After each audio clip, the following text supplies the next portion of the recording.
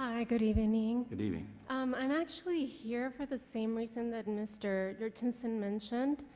I'm a Latino, a Mexican woman, and I feel I kind of miss out on many things that I'm not aware of.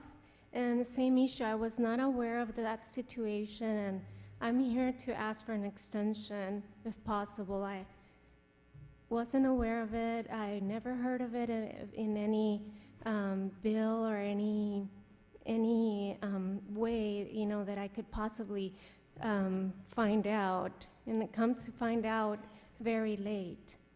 So if it's possible that extension, you know, that we get an extension on that. At this point, the program expires December 31st. But if there may be some need to follow up with you, I can't speak. I don't know enough of the details of your particular circumstances. Mm-hmm. The notices are these ordinances are publicly noticed, and we don't go door to door to notify people of these. I know, but as a Latino woman, you know, unfortunately, I'm not, you know, I don't find out about many things, and that's why I decided to come here. Okay. Well, Mr. thank you. Mayor? Yes. I apologize if I jump.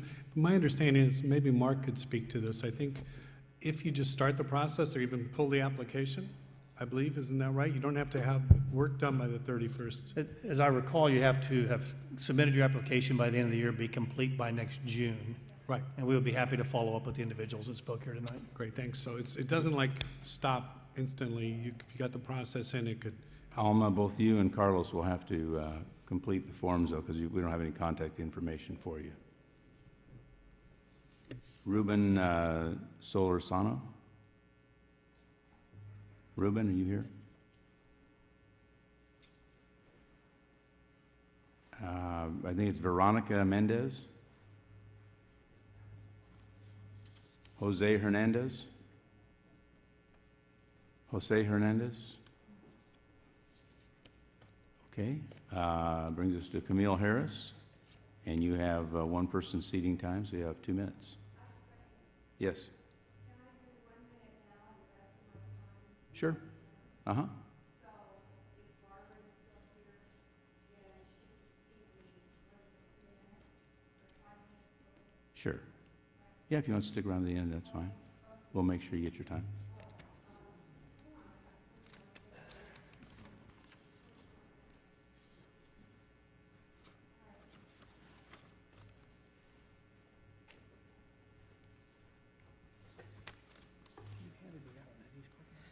We're all one big family here, and we do have our squabbles, just like any family, but we're still a family, and the common thread here is everybody wants to do the right thing. And how do you know what's the right thing?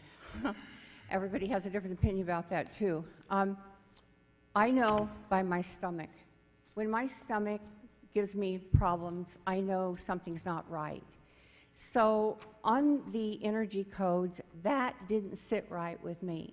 So I took the authority that you used, or I'm sorry, the staff used, to put the energy codes into the ordinance, a new requirement. So the 12-month extension really was 4 months because it changed May 1st with these very expensive, arduous energy codes. So I called the authority himself, and I suggest you do this, because he picks up his own phone and he makes things very clear. And he said, no, they do not mandate the energy codes. We are mistaken. Thank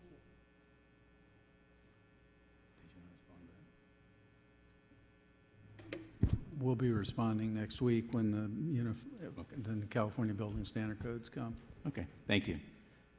Thank you, Camille. Robert Chianese, followed by Cynthia Loughman.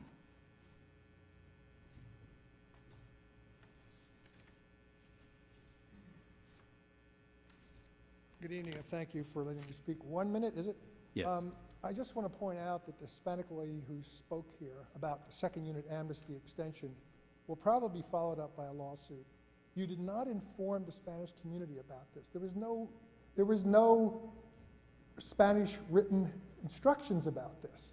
And you have blocks along the avenue where you have listed for development, where a lot of people have houses and second units. Can you imagine what that's going to sound like when you guys come up and say, look, oh, well, it's over on, it's actually, Mayor, it's December 24th. It's the 6 months that you have to do the work, but the application must be in by the 24th. And so Tim Dunn is overwhelmed with these things. And a 6-month extension would solve a lot of problems, inform people, come out with a Spanish language explanation of what you're asking people to do with the second units. Thank you. Thank you. Cynthia Loughman, followed by Tom Jina. Good evening, Mayor Tracy, members of the City Council. I am Cynthia Loughman. I've been a resident of the city for 44 years and a real estate agent for 37 years. As realtors, we're concerned with preserving and increasing property values. The second unit program does that. As Venturans, we're also concerned with keeping people in their homes, preventing homelessness, and providing affordable shelter. A lot of people were blindsided by the shortening of the second unit program.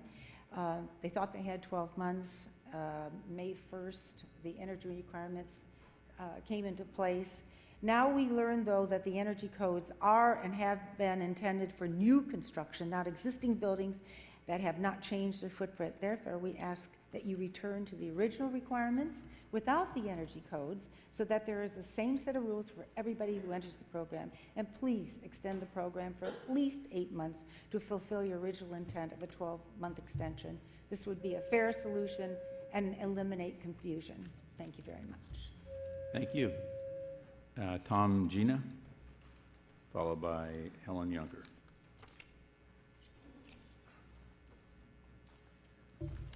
Good evening. My name is Tom Jina. I'm a broker owner of Helen Yunker Realty. I'd like to share my concern with you tonight about the second unit amnesty program and the added energy codes. Adding these codes has made it more difficult for homeowners to participate in this program. Those that do not have the means to fund or bring older units up to date will not participate in the amnesty due to fear of being penalized by the code enforcement. Having an opportunity to bring an unpermitted second unit into legal state has a huge effect on the value of a home, and the values affect our whole economy.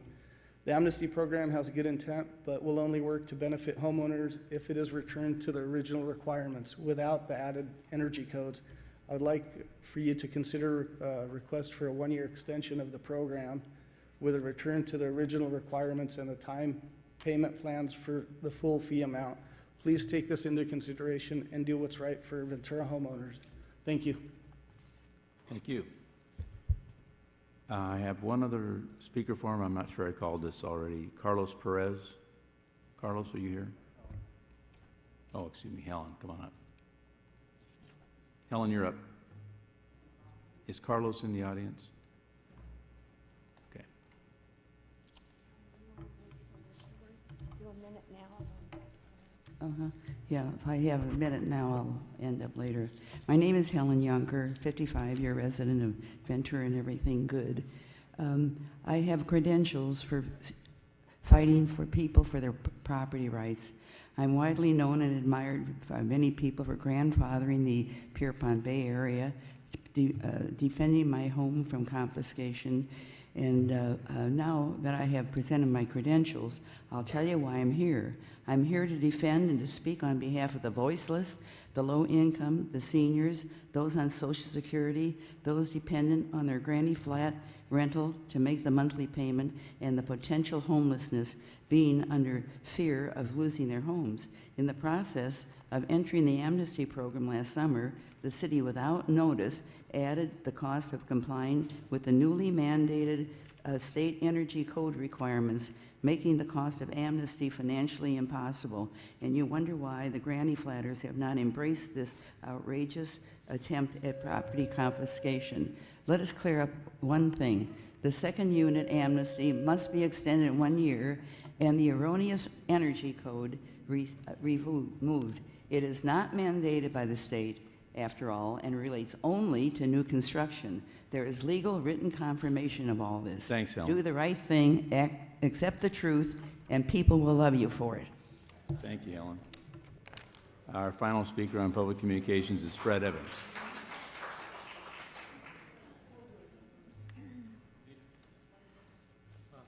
Thanks a lot. I'm sorry I'm late, but I was one of the few fortunate people to get my unit cleared for sale, and I was elated to go through the program.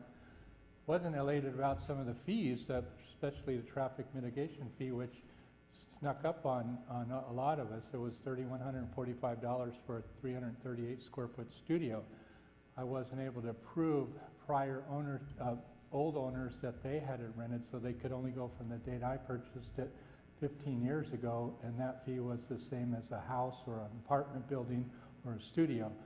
So I'm here, I'm very fortunate that I was able to afford to pay the fees, but there's a lot of people that can't afford these fees, and some of the letters that were in the paper and some of the communication that we got was that these were really low fees and it wasn't going to cost a lot of money. I think that it's going to cost quite a bit of money to a lot of people that can't afford it, and they do need that time to figure out how to generate the money to do the project. So I request an extension for other people that really need the time to get those funds together, whatever they're going to be. And that's my plea for the rest of the community. Thank you. Thank you, Fred. Councilmember Monahan, did you have a question? I can get a light here for you. Okay. All right, that completes our public communications. As I mentioned, there will be time at the end of the 8 o'clock meeting as well for public communications if you choose to do that. So we'll move on to our City Council consent items. We have 4 of them, and we have speakers on